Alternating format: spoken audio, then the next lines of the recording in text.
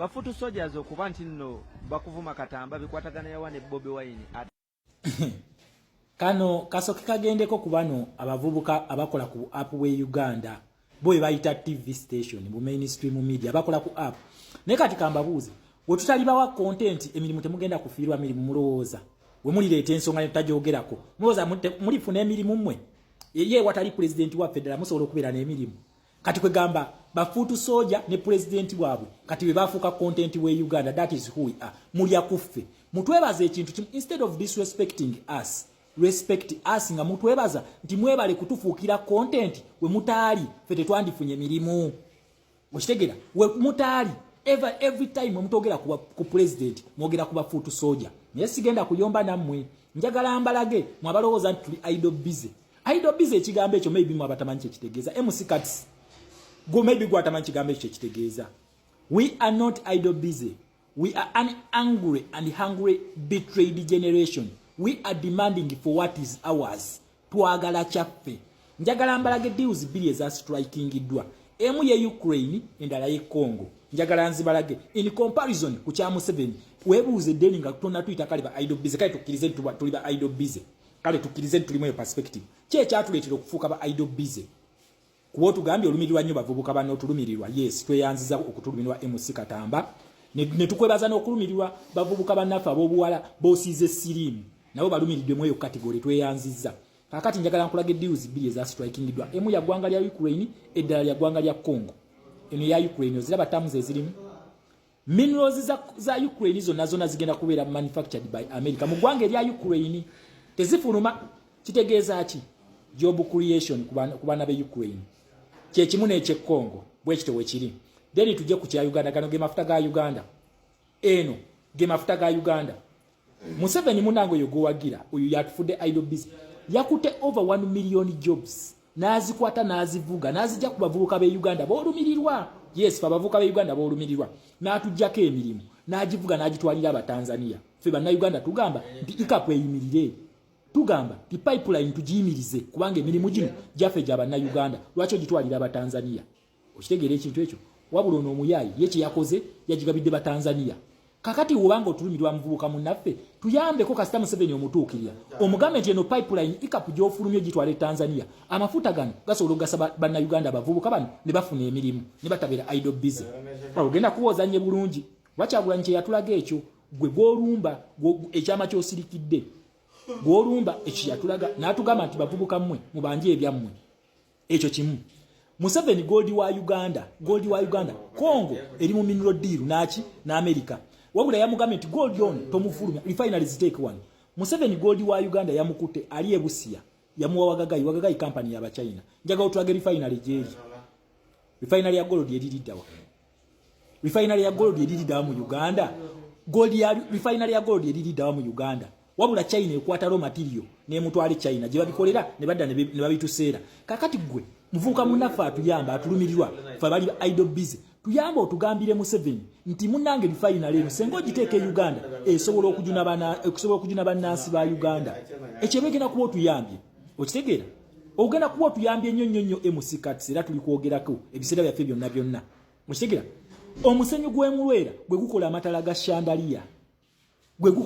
shandaliya wabula kiki bakola Abachina bagwetika ne baguteeka mu buveera ne baguvuga amatala go bagakolera China ubagakolera China ne batuddiza product ne bagiteeka mu kiyembe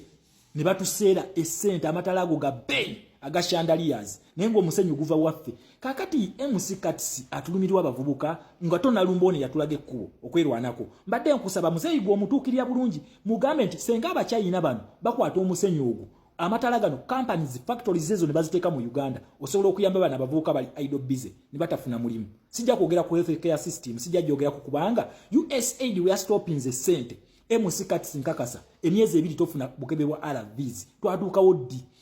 nga factory ekola ARVs eri mu Uganda ne sente olwazi stopping ARVs ziva mu Uganda ne zibuna ensi yonna Africa in particular ne sente olwazi stopping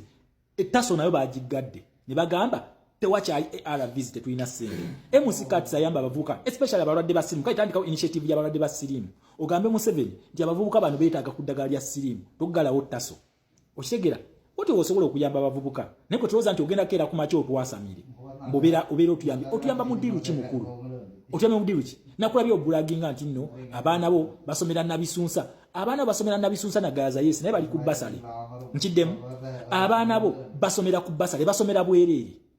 wafukamira n'ofuna ka basale gw'omugagga lwaki toweerera abaana bo fees no batwale mu ssomero international nga lisasula fees lwaki batwala gy'otasasula fees basajjamu mulekerawo okubulaginga okitegera nammwe muli banaku ngaffe naye lwakuba babawa kamera ne bakasukirayo n'obusamambiro mwe muloza ffe twagala katiba muwe kwanga bakasukira obusamambiro obwo bwa kamera ne bakuwa ne kamera n'ogikwata MC we block asina weemanyi you happen to me my neighbor in Chiwatule just after opposite Oryx wakirirawo wansi okitegera wali neighbor wange a neighbor that I've never been proud of why you are ever drunk oyina akamotoka kovuga ka alia old model kovuga towegombesa just zine motoka muzipangisa bupangisa nengoye ne muzipangisa then ne mulowooza nti muli ba kitalo nnyo bw'obanga okyali mu category oba class epangisa engoye toyina kyoli okyapangisa engoye toyina kyoli emusikati sinjaga otage mansion gy'ozimba kale tulaga 5 ku 10 gy'oguze gitulage emyaka 5 gy'oberedde mu media emyaka 5 oli mu media naye okulerera abasajja abo lwaki ofuna kitono ne bamala ne bakkuba emisolo ne golowooza oli wa kitalo nnyo Katamba erinnya lyo gwe Katamba togenda kubeera kayine lugaba tolibeera just ekye muli nnakangubi just you are just stupid muli basiru busiru temanyi na muntu abatuusiza ku ekyo mbuyamba bavubuka otuyamba ku kimukulu ndaba ffe tuyamba gwe okitegera MC Kati toyina kyoli ng'oggyeko ka block ng'oggyeko kakali akamotoka ko aka ali akabulaka akakadde toyina kyolina tolina otuwanira abaana obakoledde ki obakoleddewo ki music wa fiye bwe bagenda ofunako obusiru obukujjudde buno obwana buno this boy of 55 musiru nnyo oli 55 nayo kyali kalenzi MC Kati style up fe tetulwana kufuna mirimu mukafu kale tuli bagezi nnyo government ya Kyagulanyi genda twetaga kuba tuli bagezi okitegere genda twetaga naye tulwana ku protectinga bye tukoze mu Uganda tubyagalako security fe kyekitulwanya twagala security naye ate mmwe mulwana nnyo osobola okukipinga akalimuko ku NBS oli musiru ate senga weekozesa ng'olina omulimu gwe nga weekozesa gwe nga tokola ku NBS twandigambe nti okay MC Kati alina amagezi has done something the world is looking for a man who has done something not a man who can explain otuso otubulya nabisunsa nga abaana baliyo ku basale okitegera stop explaining yourself guys we are mentored by the best his excellency Kyagulanyi yatuyigiza ekintu kye bayita hustle nti go and hustle from scratch from grass to grace. That is how we are going to make. That is the Uganda we want. Not beggars. Ngamwe ba MC Kati ne mujate mu kamera ne mwefula nti buli bakabigwe populism ye kutawanya ne you block us. Ekyo nkikubulira. Oli block MC Kati oli block. Tolina kyoli. Genda tulambuze kale ku mansion yo gyozimbye. Gitulambuze. Tegere nti MC Kati wa kitalo nya ayina kalina tulageewo. Okitegera. We are fighting because we are betrayed. We are idle busy nga bwogamba because we are betrayed. We want what is ours and must benefit us. Munumirirwa bavubuka ng'olumirirwa muvubuka ki toli muvubuka olumirirwa abavubuka you are just jealous of us nti gogenda kufa already olina sirimuwo eddagala baliganyo digira ogenda kufa then fe tweyagale bavubuka tukozese youthful age yafe nga tumaze okujjaka kakizempa tweyagale gwe kyekikuluma ne tolina mbu kyamanyi nnyo olumirirwa fe ku ddiru ki gwe obanga tolina na guts tolina balls ziwerera abaana bo fees nga bali ku basali ziyo nayo naje bali tolina right kwogera. Shut up Katamba tolina gundi ya kwogera toddamu kutogera n'ebyo binosonsi byo tunyumiza kasasiro mujani no mutuvimbira ko muzimba ku ddiru kimwe bakyali